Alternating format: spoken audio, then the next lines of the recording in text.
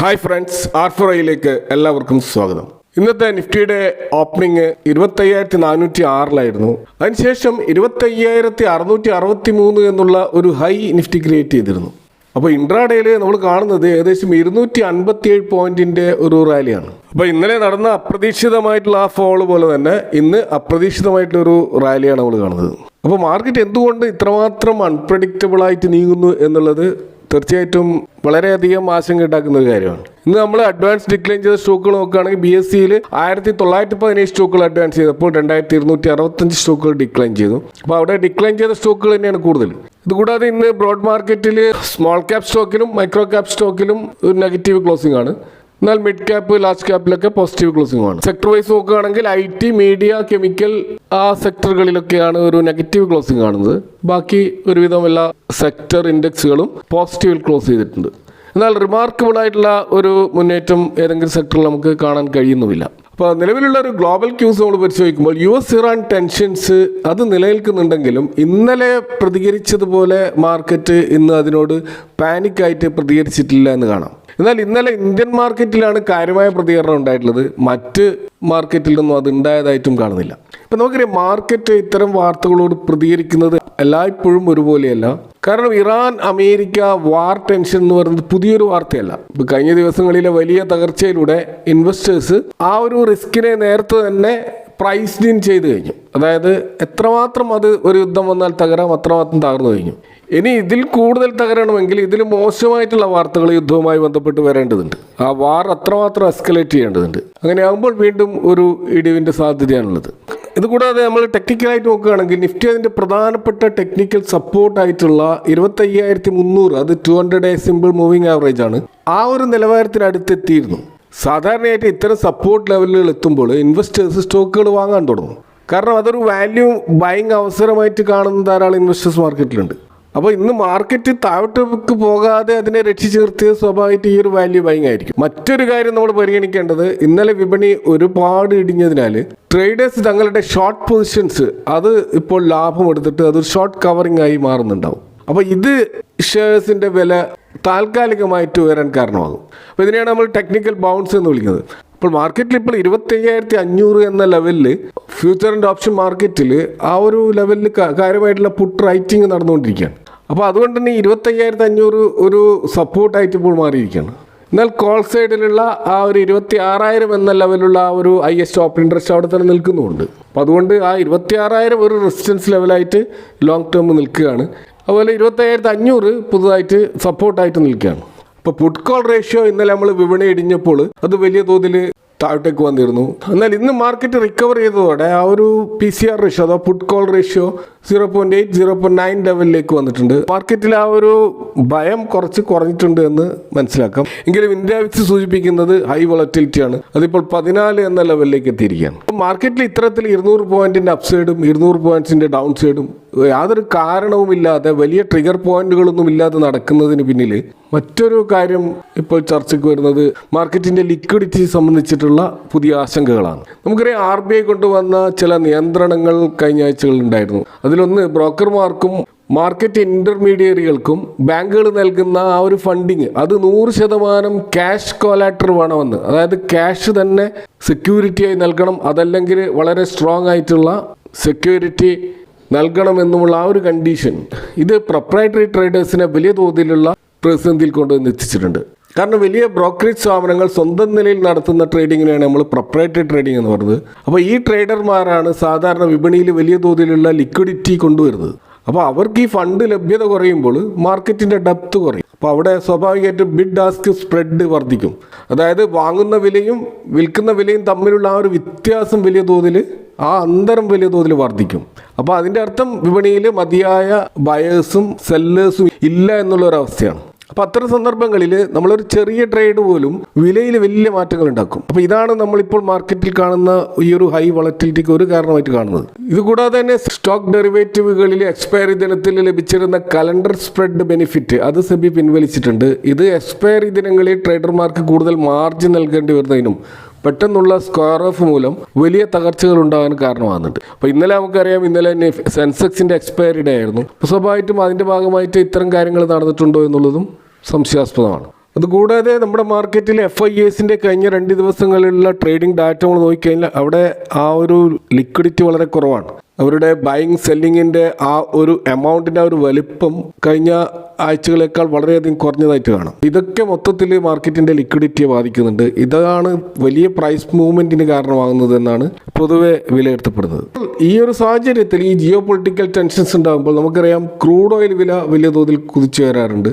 ഇന്നലെ അത് 72 എന്ന ലെവലിലൊക്കെ ഉയർന്നിരുന്നു. എന്നാൽ ഇപ്പോൾ അത് ഒരു സ്റ്റെബിലൈസ് ചെയ്തതായിട്ട് കാണാം. ആ ലെവലിൽ നിന്നും കുറച്ച് താഴോട്ടേക്കൊക്കെ വന്നുകൊണ്ട് 71 ലെവലിൽ നിൽക്കുന്നുണ്ട്. അപ്പോൾ ഈ 71 എന്നുള്ളത് പോലും ബ്രണ്ട് ക്രൂഡിനെ സംബന്ധിച്ചിടത്തോളം ഉയർന്ന ഒരു വിലയാണെങ്കിലും ഈ യുദ്ധവുമായി ബന്ധപ്പെട്ട് മാർക്കറ്റ് പ്രതീക്ഷിച്ചത് ഏകദേശം $80-90 പെർ ബാരൽ എന്ന ലെവലിലേക്ക് ഈ ക്രൂഡ് ഓയിലിൻ്റെ പ്രൈസ് ഉയരുമെന്നാണ്. എന്നാൽ അത്തരത്തിലുള്ള ഒരു എസ്കലേഷൻ നടക്കാത്തതുകൊണ്ട് തന്നെ ഇവിടെ നേരിയൊരു ആശ്വാസം മാർക്കറ്റിലുണ്ട്. എന്നാൽ ഇന്ന് മാർക്കറ്റ് പിടിച്ചു നിന്നു എന്നതിൻ്റെ അർത്ഥം ഈ ഒരു അപകടം പൂർണ്ണമായി മാറി എന്നുള്ളതല്ല. കാരണം ഇപ്പോൾ അമേരിക്കൻ പ്രസിഡന്റ് ഡൊണാൾഡ് ട്രംപ് ഇറാന് നൽകിയിട്ടുള്ള ഒരു ഡെഡ് ലൈൻ എന്ന് പറയുന്നത് 10 മുതൽ 15 ദിവസം വരെയാണ്. അപ്പോൾ ഈ ഡെഡ് ലൈൻ ഉള്ളിൽ ഒരു ചർച്ച നടന്നിട്ടില്ലെങ്കിൽ മാർക്കറ്റിൽ വീണ്ടും അപകട സാധ്യതയാണ് നിലവിലുള്ളത്. അപ്പോൾ അതുകൊണ്ട് തന്നെ മാർക്കറ്റ് ഇപ്പോൾ ഒരു വെയിറ്റ് ആൻഡ് വാച്ച് എന്നുള്ള മൂഡിലാണുള്ളത്. അപ്പോൾ അതുകൊണ്ട് തന്നെ നിലവിലുള്ള ഈ ഒരു റാലി ഒരു റിലീഫ് റാലിയായി മാത്രം നമ്മൾ കാണേണ്ടതാണ്.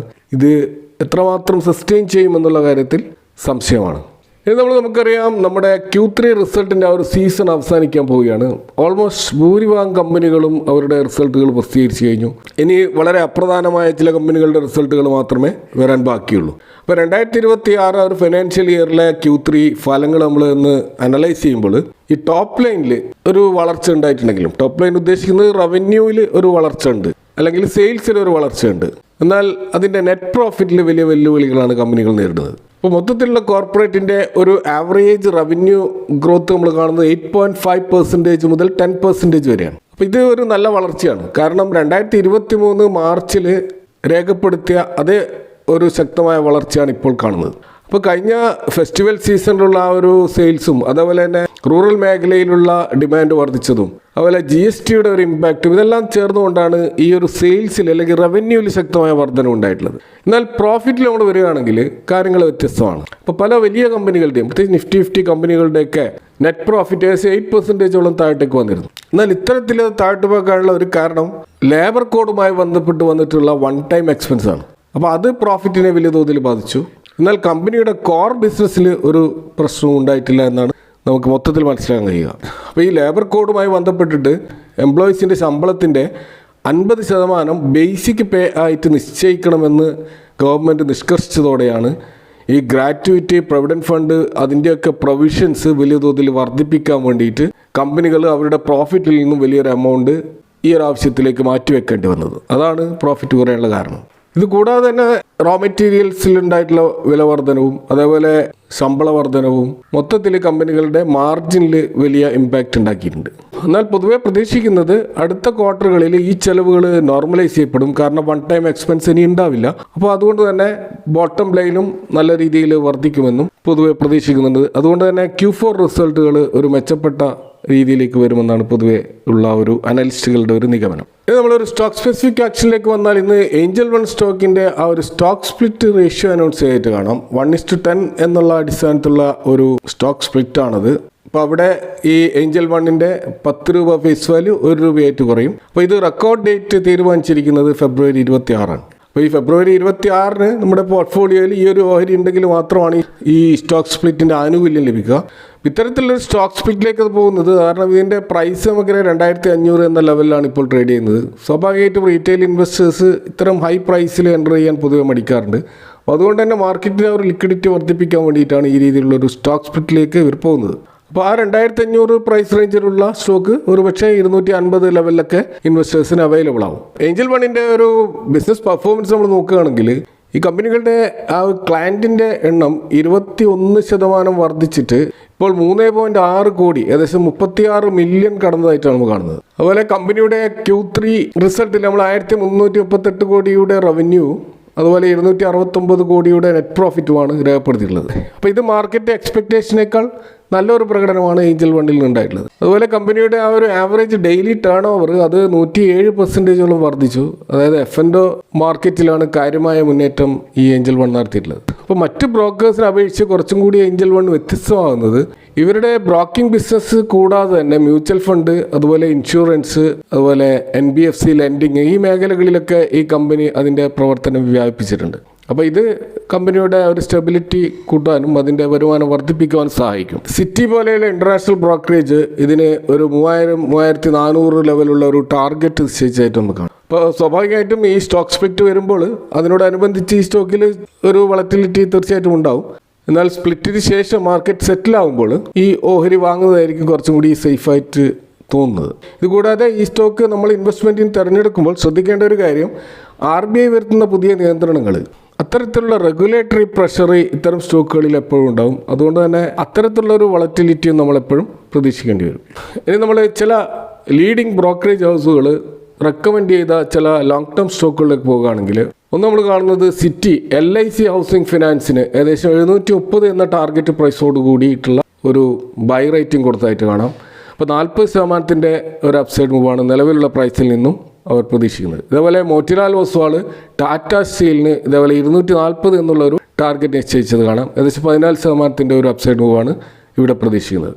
മറ്റൊരു സ്റ്റോക്കായിട്ടുള്ള സഫാരി ഇൻഡസ്ട്രീസിന് എലേറ ക്യാപിറ്റൽ അവർ ഇതിന് ഒരു ബൈ റേറ്റിംഗ് കൊടുത്തതായിട്ട് കാണാം. അവരുടെ ടാർഗറ്റ് 3248 അപ്പോൾ അതൊരു 80% ഒരു അപ്സൈഡ് മൂവാണ്. അതുപോലെ ഗോൾഡ്മാൻ സാക്സ് ഐഷർ മോട്ടേഴ്സിന് ഒരു ബൈ റേറ്റിംഗ് കൊടുത്തിട്ടുണ്ട്. 9200 എന്ന ടാർഗറ്റാണ് അവർ നിശ്ചയിച്ചിരിക്കുന്നത്. അത് ഏകദേശം 14% ഒരു അപ്സൈഡ് പൊട്ടൻഷ്യലാണ്. ഇതുപോലെ നൊവാമ ഇൻഫോസിസിനും ഒരു ബൈ റേറ്റിംഗ് കൊടുത്തതായിട്ട് കാണാം. അവർ 1900 എന്ന ടാർഗറ്റാണ് ഇൻഫോസിന് നിശ്ചയിച്ചുള്ളത്. അപ്പോൾ ഇവിടെ പരാമർശിച്ച സ്റ്റോക്കുകൾ ഒരിക്കലും ബൈ റെക്കമെൻഡേഷനുള്ള നിങ്ങൾ നിങ്ങളുടേതായ പഠനങ്ങൾ നടത്തിക്കൊണ്ട് മാത്രം ഇൻവെസ്റ്റ് ചെയ്യുക. ഇതൊക്കെയാണ് ഇന്നത്തെ മാർക്കറ്റുമായി ബന്ധപ്പെട്ട് ഇവിടെ ഷെയർ ചെയ്യാനുള്ളത്. ഈ വിഷയങ്ങളുമായി ബന്ധപ്പെട്ട നിങ്ങളുടെ അഭിപ്രായങ്ങളും കമൻറ്റുകളായിരിക്കാം. Thank for watching. See you next time with another video.